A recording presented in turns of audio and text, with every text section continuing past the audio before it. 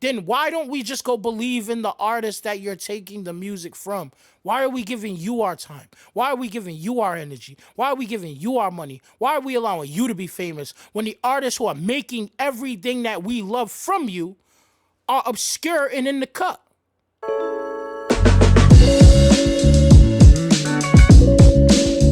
Back at you with another video. We're just gonna run through a piece of this act stream that I found interesting. So basically, before we get into that, join button, comments, likes, super thanks. Every video I'ma do it. Every video I'ma do it. Akademiks is just kind of seemingly talking about some of this Drake stuff and reference tracks that have been leaked and blah blah blah. And I just want to touch on it. So it's probably like a 3-minute clip, and then we'll give commentary after. Let's go. Music, right? One thing that musical fan perspective doesn't allow for is for us to understand how music is created. And this is where, I think Drake, this is going to sound like a Drake glaze, but I'm being very honest too. I was flabbergasted. I ain't gonna lie, bro. I probably did shed a tear. When I heard him reference tracks for the first time in 2015, I was very hurt. Because I was a very naive fan at that point. That I believed that every song and every lyric and every bop and every ad-lib and every cadence and every hook came from the brain of the person that sung it.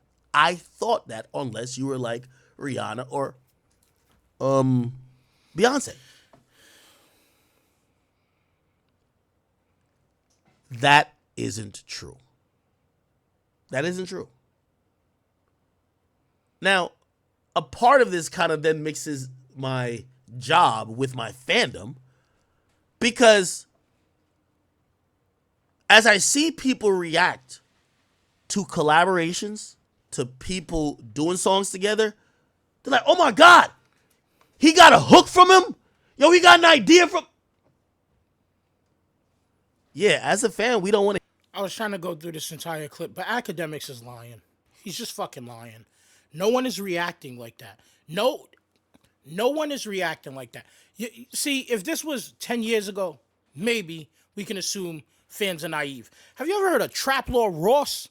Like, there's too much information about the music industry. You got Russ. You got every artist who tells you about the label. All of this. This isn't new. Kanye West has been telling us for years he doesn't write all of his music. Stop. This is glazing because, once again, Akademiks can never be objective, bro. He can never be objective. Right now, you're only having this conversation in defense of Drake. That's a problem within itself. You're only having this conversation in defense of Drake.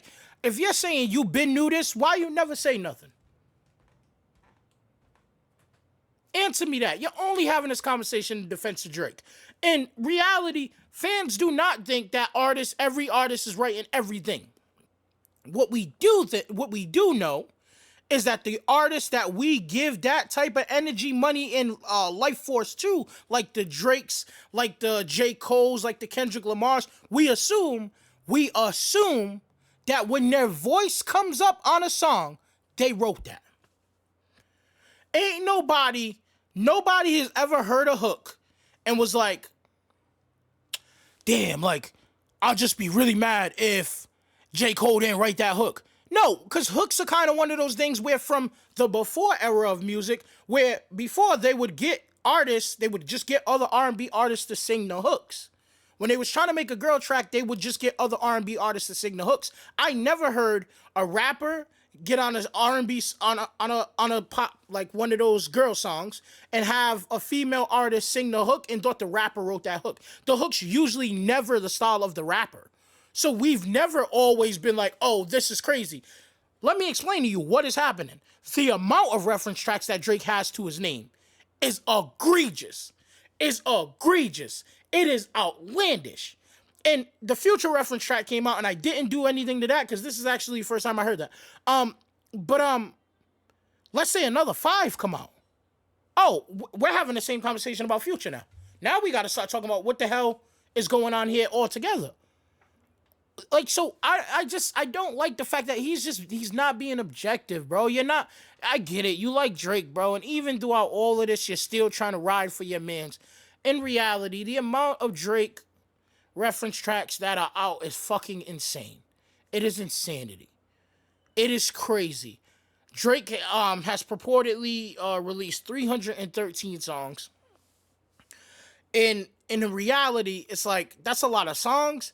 But if you really start to think about it, how many of those are iconic? So you're telling me, if let's say Drake is getting three reference tracks an album.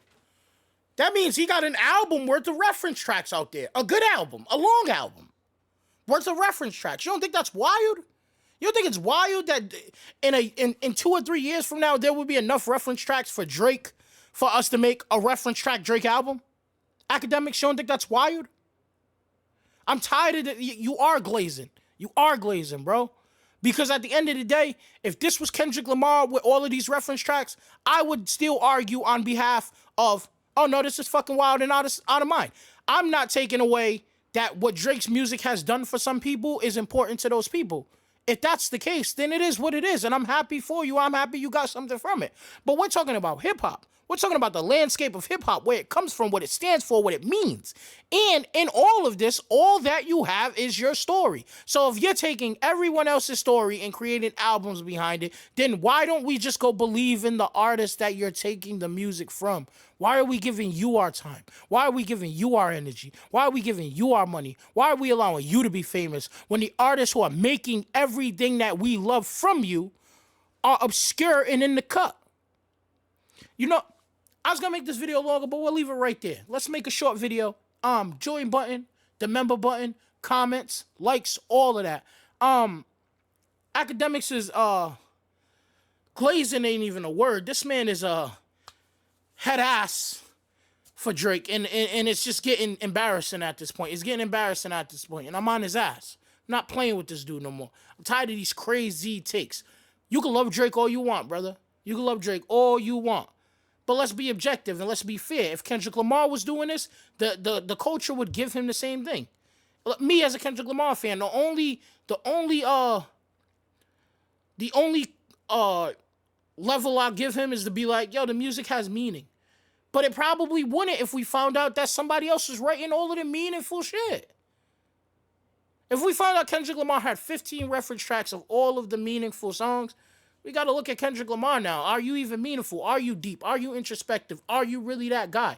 And that's what we're doing for Drake. But when we do it for Drake, it's seemingly that all of the media outlets want to cry about it. Oh, it's not about this. The Joe Budden podcast is doing it. Akademiks been doing it. I'm sure other people would do it. It's just crazy, bro. It's crazy. Hit the subscribe button. Hit the join button. Hit the thanks button. Hit the like button. Hit the comments. However you choose to express yourself, I appreciate it. Thank you guys as always. This nigga Akademiks is a bitch. And I'm out.